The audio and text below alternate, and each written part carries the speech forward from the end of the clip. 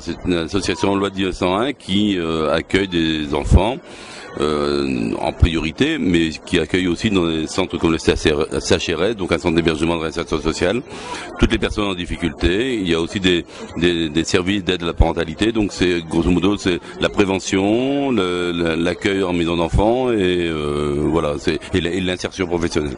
Vous êtes situé où ? Alors à Roubaix pour le CHRS, rue Brézin, à Reliance c'est également rue du Coq Français. Et les autres maisons d'enfants sont plutôt sur Tourcoing et Mouveau. Vous dites maison d'enfants, c'était pas lié à l'AME à un moment donné ? À la Ah non, pas du tout. Non. Ah non, c'est une association privée qui accueille des jeunes placés par le juge des enfants ou par l'aide sociale enfance, quoi. Un jeune normal ne peut pas accéder au Homme des Flandres, il faut qu'il passe par... On a des jeunes normaux déjà. Hein. C'est vrai qu'on peut pas ouvrir la porte, pousser la porte et dire j'ai envie d'être placé, il faut me prendre. Non, il faut absolument une mesure administrative ou une mesure judiciaire. Ça travaille en jeunes très en difficulté, enfin qui ont fait des conneries. Non, c'est des jeunes qui sont en difficulté sociale, plus et des parents aussi qui sont en difficulté sociale. Donc des gens qui ont subi des traumatismes, qui ont subi des violences, qui ont subi les parents divorcés, des parents des familles recomposées, tout ça, donc qui ont subi des souffrances. Et donc il y a une décision administrative, une décision judiciaire qui est prise à leur rencontre. Quel type d'activité vous leur proposez ? On n'est pas un centre d'activité, c'est un lieu d'hébergement qui vient en aide aux parents à un moment donné, donc on vit le quotidien avec les enfants. C'est de l'hébergement, c'est être avec eux, enfin pour les maisons d'enfants uniquement, hein, puisque c'est être avec eux et vivre au quotidien avec eux, et puis les réinsérer progressivement dans la vie sociale, avec l'accès aux dispositifs de droit commun, avec la scolarité, le professionnel également, donc c'est dans cette mesure-là, quoi. Redonner confiance. On peut dire ça un peu comme ça, ouais. Bon, et on vous trouve où ? Alors, le siège de l'association, c'est le 355 boulevard Gambetta à Tourcoing. Donc là, où on a toutes les informations. Et donc ici, pour la réinsertion sociale, le CHRS, c'est 12 rue Brézin à Roubaix. Merci beaucoup. Au revoir. Non, donc le CIDF, Centre d'information du droit des femmes, accueille donc des femmes, mais également des hommes dans le pôle juridique, oui. On fait surtout de l'information juridique, et donc tout homme qui pousse la porte du CIDF peut être renseigné comme toute femme, ou famille, couple, voilà. De l'information juridique, c'est pour tout le monde. Et par exemple, quel type d'information juridique les femmes viennent chercher chez vous ? Du droit de la famille, par exemple s'il y a un divorce, la garde des enfants, ça peut être la fiscalité, ça peut être les allocations familiales, ça peut être un problème de prud'homme pour une femme qui travaille, tout type d'informations juridiques. Ouais, c'est ça. Ça peut être aussi bien sur la consommation ou vraiment les conflits juridiques ? Oui, ou conflits avec des voisins, enfin tout. Droit des étrangers aussi, on a beaucoup à Roubaix.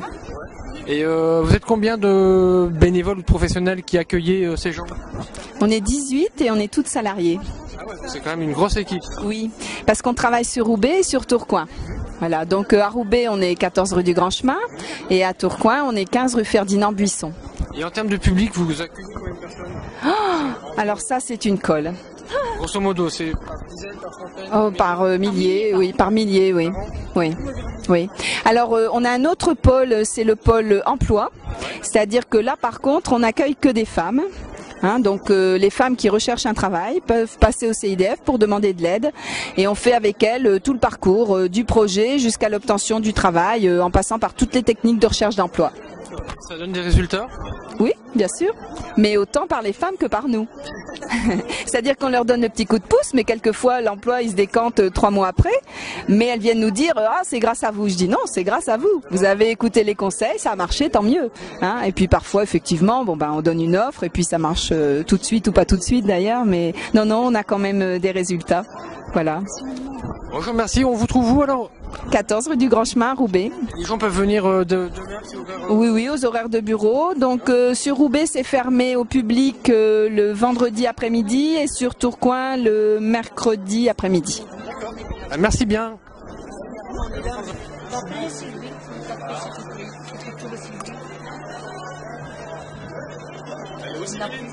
C'est quoi cette balade?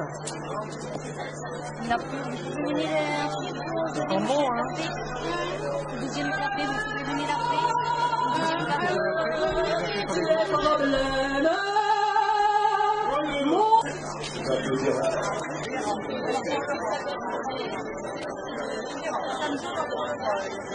Peu m'importe si tu m'aimes, car moi je mourrai aussi.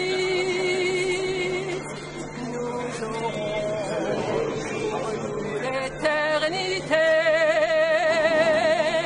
dans le bleu de toute l'immensité. Dans le ciel, plus de problèmes. Dieu réunit ceux qui s'aiment.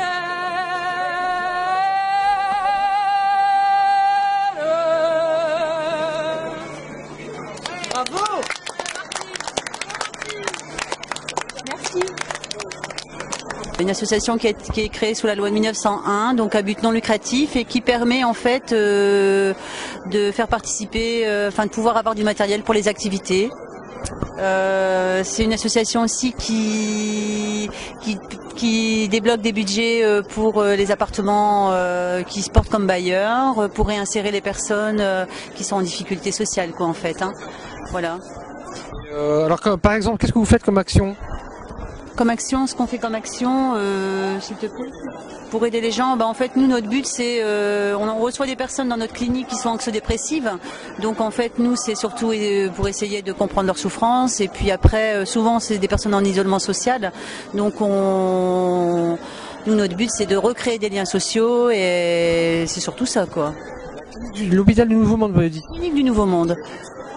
Rue du Nouveau Monde. C'est la Fosse aux Chênes. Moi, en fait, je suis le comité de quartier de L'Homelet. Ah d'accord, oui, effectivement, ouais. Ouais.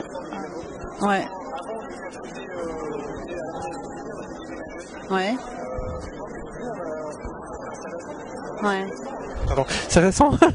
Voilà, alors, le problème quand on filme, c'est que moi, on m'entend pas quand on parle. D'accord.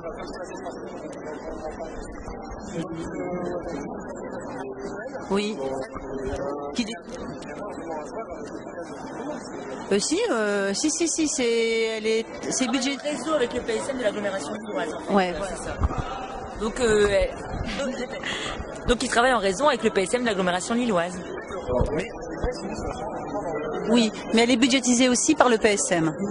Voilà. Et quelques dons aussi privés.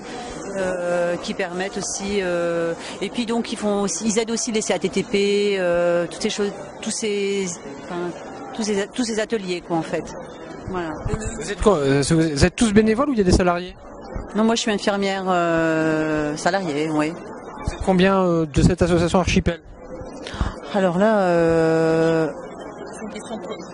non. C'est pas du tout. Franchement, je suis incapable de répondre. Au niveau de l'équipe, il y a surtout notre cadre qui s'investit beaucoup dans l'association Archipel, et il y a également une infirmière de notre équipe qui est trésorière, qui est détachée. Et en fait, cette infirmière qui est dans notre équipe nous permet à nous, du fait qu'on pratique des activités à la clinique, si on a besoin de débloquer des fonds pour acheter du matériel, pour développer nos activités à la clinique, on passe par cette infirmière-là qui sert de lien en fait entre l'association Archipel et la clinique. Et, dernière question, combien de personnes bénéficient de ce que fait Archipel? Oh, c'est énorme. Tous les patients. Ouais.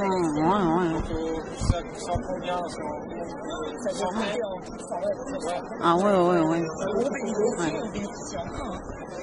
Et comment on peut vous contacter, ceux qui veulent vous contacter?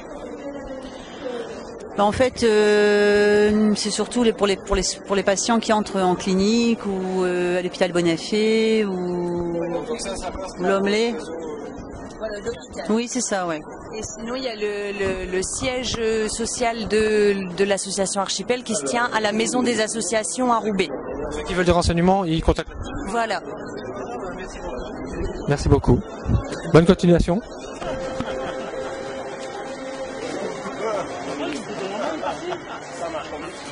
Amical pour le don de sang bénévole de Roubaix. Alors, vous êtes situé où? Notre siège social se trouve 20 avenue Julien Lagache, à l'hôpital de la Fraternité à Roubaix. Et donc, donner son sang, c'est important? C'est très important, ça permet de sauver des vies de personnes malades, ça permet aussi de faire des greffes, parce que je vois le président d'ADOT, ça permet tout ça. Pour donner ce sang, quelles sont les démarches qu'il faut faire?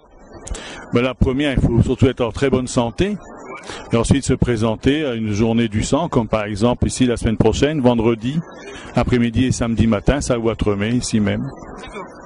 Et donc il suffit de se présenter à jeun, c'est ça? Surtout pas, il faut manger. Oui, c'est pas une analyse de sang, c'est un don de sang. Donc ma question est quand même importante, parce que moi j'ai toujours pensé que donner son sang, fallait pas manger la veille, fallait se pointer à jeun. Ah non, pas du tout, parce que là, comme je disais, c'est un don du sang. Donc il faut être en bonne santé pour le donner, il faut manger. Sinon, vous n'allez pas avoir assez de tension. Hein? Et vous risquez de tomber malade. On n'entend pas le son, je dois récupérer mon micro pour qu'on nous entende.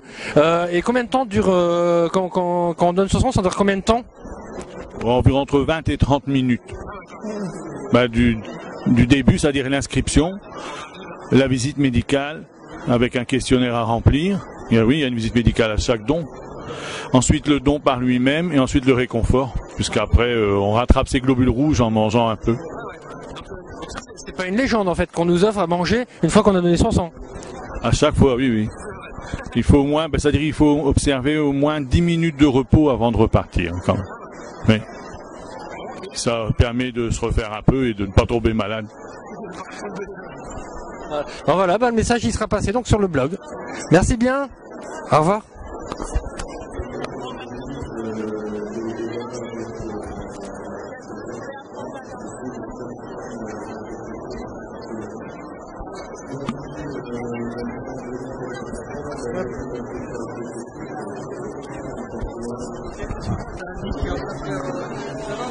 Ça va bien. Il fait chaud. Merci. On va voir. Je sais pas encore. C'est la surprise. Les coudes bien en avant, bien serrés, oui. Bien penchés à l'avant. Voilà. Le pouce, oui. Alors, tu t'entraînes à les laisser, voilà, comme ça. Une fois que tu sens le truc, tu commences à pincer et tu montes légèrement, à pincer légèrement, hein. Et tu montes. Tu montes les deux doigts en même temps. En même temps. Oui, c'est bien. Vas-y. Il faut qu'ils soient à la même hauteur. Ouais, c'est bien. Voilà. On continue. Tu montes jusqu'en haut. Ouais. Voilà. Et on recommence. On va pouvoir mettre beaucoup de café là-dedans. Je vais pas pouvoir boire beaucoup de café là. Quelle impression, c'est agréable. Ils sont au régime. Très agréable. Après, il va aussi, fais gaffe aussi. Attention les coudes. Pour ou contre une femme présidente de la République, vous prenez une enveloppe. Oui. Non, il y a une enveloppe à côté, madame. Un bulletin pour, un bulletin contre, s'il vous plaît. Et il y a un isoloir. Ah oui. Ah oui. Ah oui, oui, oui. Faut rentrer dans l'isoloir, madame. Ah. Je peux le dire. Moi, je peux le dire. Je suis pour. Alors, c'est pour Ségolène ou pour une autre? Ah, c'est pas ni pour Ségolène ni pour une autre. Nous, on est là pour une femme présidente de la République. Pour l'instant, il n'y a pas beaucoup de candidates. Ah, il y en a beaucoup des femmes, hein. Il y a qui? Ah ben, je sais pas exactement. Chez les Verts, il doit y avoir Voynet, il doit y avoir Marie-Georges Buffet, il y en a encore... il y en a encore voilà, il y en a encore Arlette. Ah bah Arlette. On en a beaucoup. Moi, je trouve qu'avec une femme, les choses seraient vues avec une autre sensibilité, avec beaucoup plus de courage, de détermination et de réalisation concrète. Et il y aura moins de blablabla. Il y aurait des choses réalisées. Et comme député, alors tu préfères un homme ou une femme? Ah, moi je veux faire quelqu'un de compétent. Que ce soit un homme ou une femme, il n'y a pas de différence. Moi ce que je recherche, c'est la compétence et être proche des gens, pouvoir répondre aux besoins des gens. Voilà. T'as vu des candidats? À la mairie, j'ai pas... Oui, il y a eu des candidats qui sont passés. Allez-y madame. Je les ai ratés alors. Merci. D'accord, à voter. Donc, vous avez voté non? Ça sera dans la presse. La Voix du Nord aussi. C'est intéressant, moi je vais d'ici 18h. Là je vais assister au dépouillement. Qui a voté non? Qui a voté non? Laissez ma petite lutte Tony là pour l'instant. Alors pourquoi une femme? Bah pourquoi pas une femme? Mais pour quelle raison une femme? Hey. Mais femme ou homme, peu importe. Hein. C'est surtout son programme qui nous importe. C'est Golène. Tu le donnes ça? Oui. C'est bien en plus. Comment t'as fait pour en avoir ça? On les a achetés, on les a payés au CIDEM. Ah ouais? Et tu le donnes? On le donne, on va pas les vendre. Parce que si c'est bien utilisé, on le donne. Ouais, moi. Bah ouais. Ouais. T'as vu le reportage sur le cri quand vous étiez venu Ouais, le 2 novembre. Ouais. Ici, ouais. Je l'ai vu sur le blog. Il y a en intégralité, hein. Ouais, bien. Je me suis amusé à changer des trucs. Il n'y a pas de censure avec le blog de Roubaix. Les gens, ils disent ce qu'ils veulent. Ouais, ça c'est bien. Une chose, je pense que les adhérents et même les visiteurs devraient venir discuter avec ceux qui se battent et pourquoi ils se battent. Parce qu'aujourd'hui, quand tu parles, ce qui se passe aujourd'hui, c'est qu'en fait, dans tous les domaines d'activité, on essaie de déplacer tout ce qui est du service public, on essaie de mettre ça sur le secteur marchand. On le voit à l'éducation nationale, je ne sais pas si vous le voyez autour de vous, mais les structures d'apprentissage, d'aide aux devoirs, ça pousse comme du clou. Et ça, c'est effectivement les politiques qu'on va voir de plus en plus venir. Et dans tous les domaines d'activité ont été touchés. Aujourd'hui, c'est le tour des associations. Donc, il faut être vigilant. Il ne faut surtout pas qu'on laisse faire parce qu'en fait, pour l'instant, on veut mettre... C'est un peu la culture du résultat qui prend la place de la philosophie des associations, qui évidemment ne cherche pas à obtenir des résultats, elle cherche à créer du lien, à faire vivre la démocratie, etc. On ne peut pas parler de chiffres quand on est dans une association. De 1900 aujourd'hui, la politique, c'est de dire quels sont vos résultats, vous faites de la prévention de santé, alors qu'est-ce que vous êtes parvenu à quoi?